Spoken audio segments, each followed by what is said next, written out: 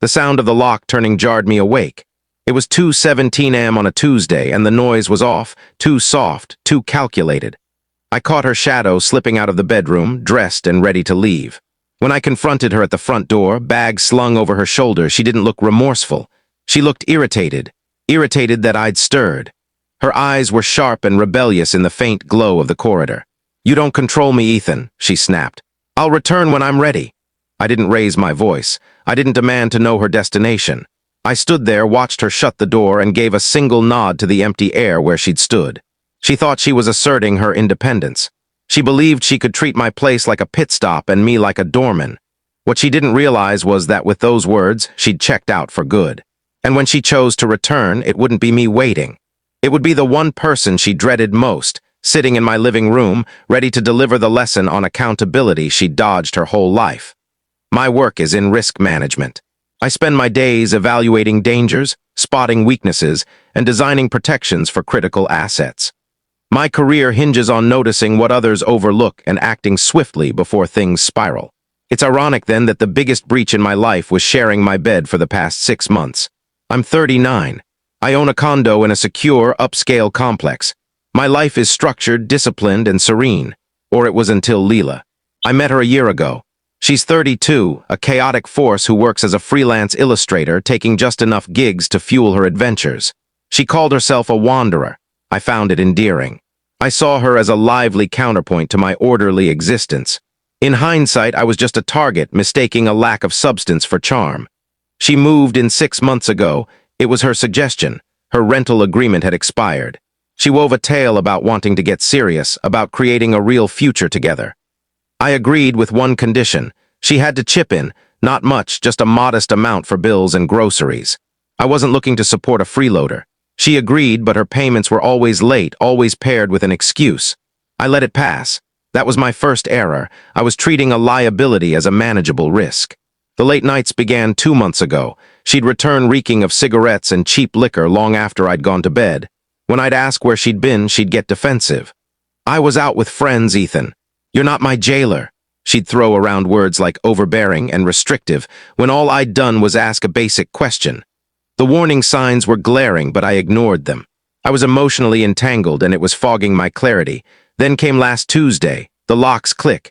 It was a professional's move, slow, silent, meant to go unnoticed, but I'm a light sleeper. I got up and moved to the hallway. There she was at the front door in jeans and a denim jacket, her bag over her shoulder. She froze, caught in the act, hand on the doorknob. The exchange was brief and harsh, no room for misinterpretation.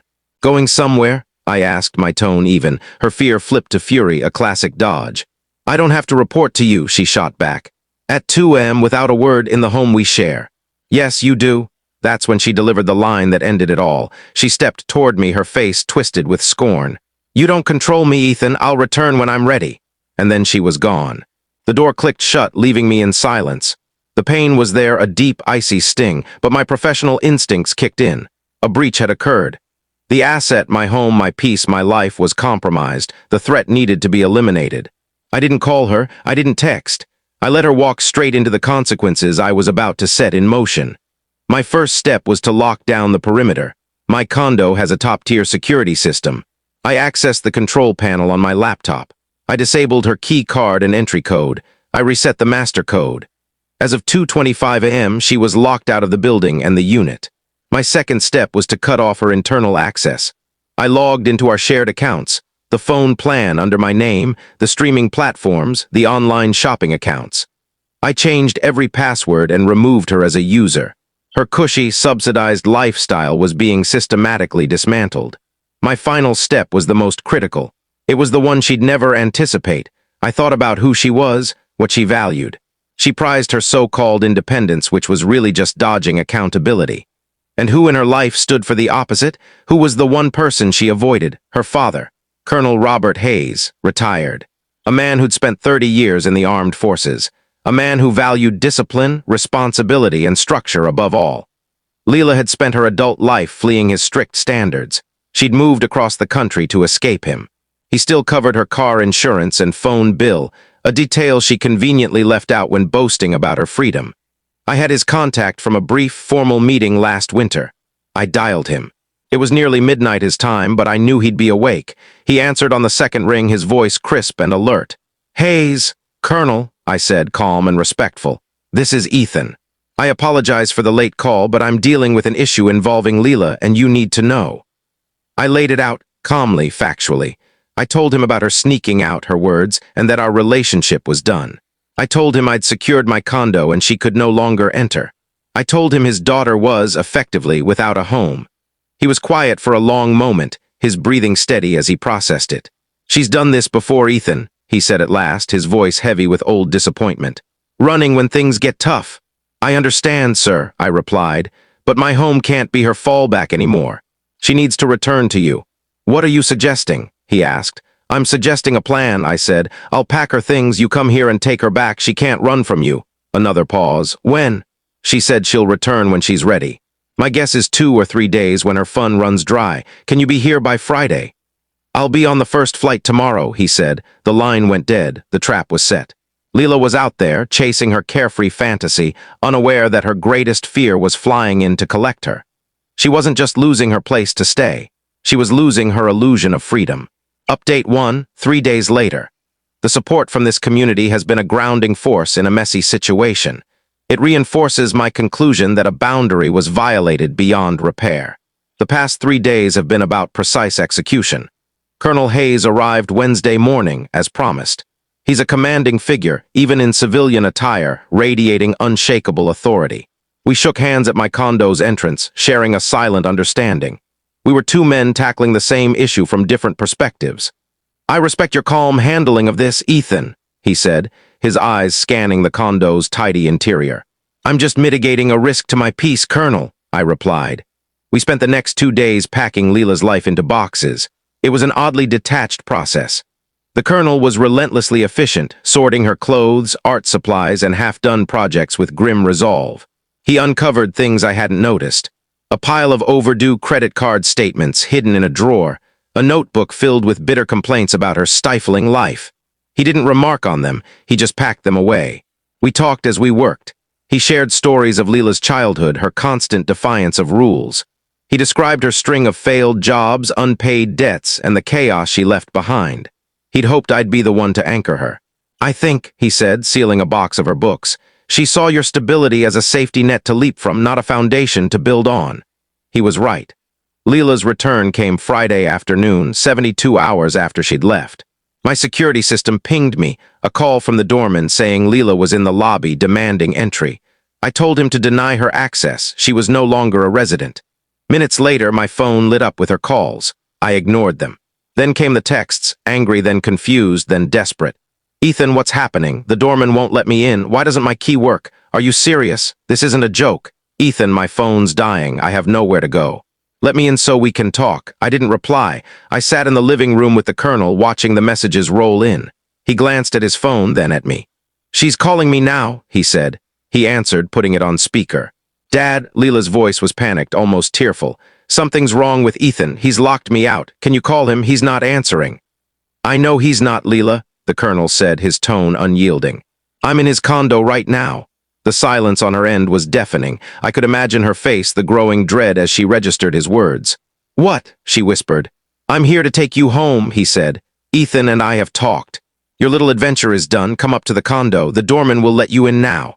He hung up. 5 minutes later, the doorbell rang. I opened it. She stood there, pale and unkempt. Her eyes flicked from me to her father, who stood in the entryway, arms folded. The defiance she'd shown 3 days ago was gone, replaced by a sulky, defeated version of herself. "What's he doing here?" she muttered, her voice faint. "He's here because you're no longer my problem," I said. "You said you'd return when you felt like it. You forfeited your place here. Your father has kindly offered to take you in." "You called my dad?" she screeched, her anger flaring. "You went behind my back and called my father. You had no right." The Colonel cut her off. "He had every right, Leela. It's his home. You disrespected it in him. Your fantasy world ends today. Your things are packed. We fly home tomorrow at 800. She tried to argue, to cry, to manipulate. She turned to me, pleading, "Ethan, please, I messed up. I was foolish. Don't do this." "It's done, Leela," I said, gesturing to the neat stack of boxes in the hallway. "Your new life starts now." She spent the night in the guest room. The door stayed shut. The Colonel slept on the couch. The condo was heavy with tense silence. She didn't emerge. She didn't eat. She stayed in that room, trapped by the consequences she'd built. The free spirit was finally tethered. 2 weeks later, it's been 2 weeks since I drove Leela and her father to the airport. The quiet in my condo is no longer strained. It's peaceful. It's the sound of order restored. Thank you for following this and for the thoughtful feedback. It's clear this behavior is more widespread than I realized. The flight home, per a brief professional follow-up call from the colonel, was rough. Leela was sullen and hostile, refusing to speak. At her parents' house, the reality of her new life hit hard. Her father laid down strict rules. Her freelance work, a few gigs a month, wasn't a real job. She had 30 days to find full-time work. Her late-night escapades were over. She had a curfew. She was expected to help with chores, cleaning, cooking. For the first time, she was being held accountable as an adult, and she wasn't coping well.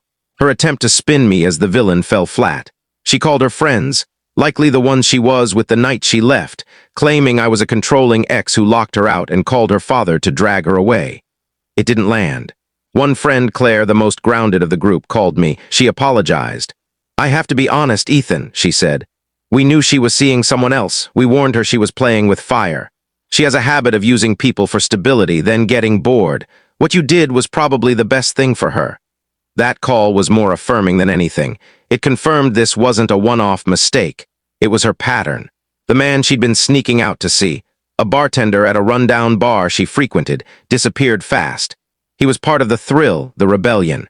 He had no interest in a long-distance relationship with a jobless woman under her parents' strict rules. He stopped responding to her within days. My life, meanwhile, has returned to calm productivity. I've scrubbed the condo clean, erasing her presence.